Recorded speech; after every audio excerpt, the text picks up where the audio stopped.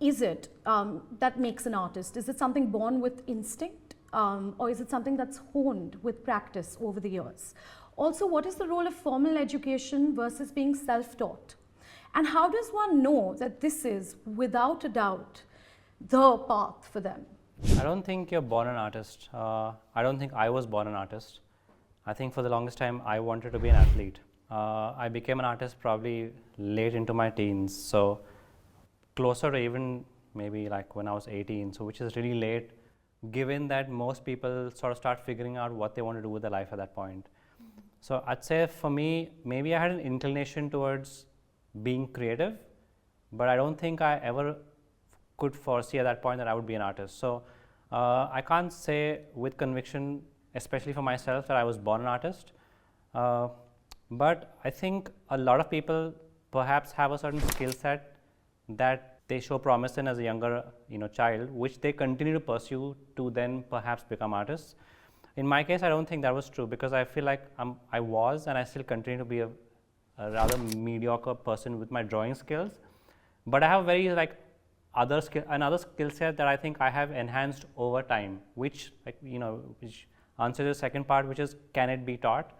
Which is what I think was perhaps true to my case. I think it was something that I pursued to enhance and kind of work towards, but it wasn't something that I was instinctively born with. Can I go? Yeah, please. I'm like on the opposite side of the spectrum. I feel like, I mean, my earliest memories of the strongest memories are of, I knew I was really interested in the art, like when I started drawing or coloring. So I think that's something, any creative talents, I feel people are also born with it. I've experienced that, but I think people could pursue anything and master anything through their lives if they're dedicated. But I do feel it's a very intrinsic thing that you're born with, and it's a very natural sort of an instinct that I've had always, even through my upbringing, especially in India where art is not a norm and you practice it. So I feel that was a feeling I've kept clinging on, or trusted that sixth sense to, oh, this is my thing and I'm kind of good at it and I should keep pursuing it. So. Andra, you're also studying it right now in depth. I think I agree with Viraj, because from as far as I remember, whenever I'd be creating something, painting mostly, drawing, I'd imagine to be doing it for all my life, but because there's no art background in my family, I didn't know if it could be taken up formally until I realized that I could. And this brings me to the later part of the question, where I think if you'd want to take it up formally, I think formal school education might be important, because you then can sort of hone your skills and take it further. So yeah, I think you're born with some amount of intuition, of some kind of inclination towards creative expression. And then I think you start sort of developing that. Yeah. Okay, fair. I feel like I was an accidental artist. That's actually lovely. That's actually lovely. Yeah, that's one of those very lovely, because rare things, but that's really cool. Yeah.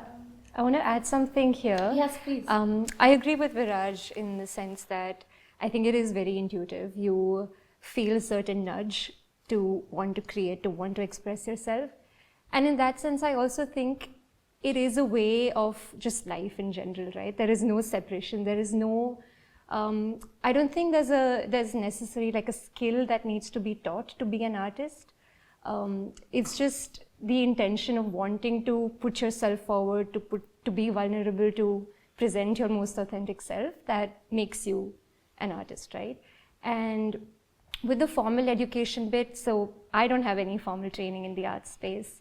I'm not too sure whether that affects my career or not, but I do think that just your observance, the way you look at life in general, impacts what you create more than formal education would.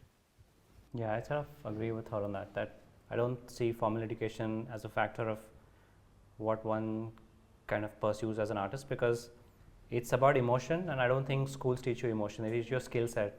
Yeah. And art is not about skill, it's about feeling. So I don't think feelings are taught. Yeah. we need to revisit the entire idea of what is art and what's craft. So skill sets and craft can be taught in a group to larger set of people, but how to look at things has its own base, it's got upbringing, it's got geographical situations, economical, that kind of develops a perspective of a person to look at things. And creativity is all about how to look at things. Yeah. Craft can be taught. Yeah. Creativity has to be nudged. And as I see in education now, more exposure is getting precedence over skill sets in art education. That in my time, skill sets were very, very important, and we used to draw and paint every day, and probably must have done a lack of drawings, you know, but now it's all about amalgamation, assemblage. It's about almost like gathering more exposure and creating something out of it, is where the entire art world is heading. So I would say that a person has a fluid personality from childhood, and sorry, I'm feeling cold. So fluid personality from childhood, and has an ability to be more inquisitive and remain that childlike for longer time. They automatically nudge themselves towards softer, more moist, more sensitive areas, and they turn into artists. And so if, as he says, he must have been an extremely sensitive and very aware child, and one day the drift happened organically, but it should have started subconsciously much before that. So it's almost like psychological indicators that exist Yes. amongst the people we term the creative souls Yes. of the world, Yeah. right? Essentially.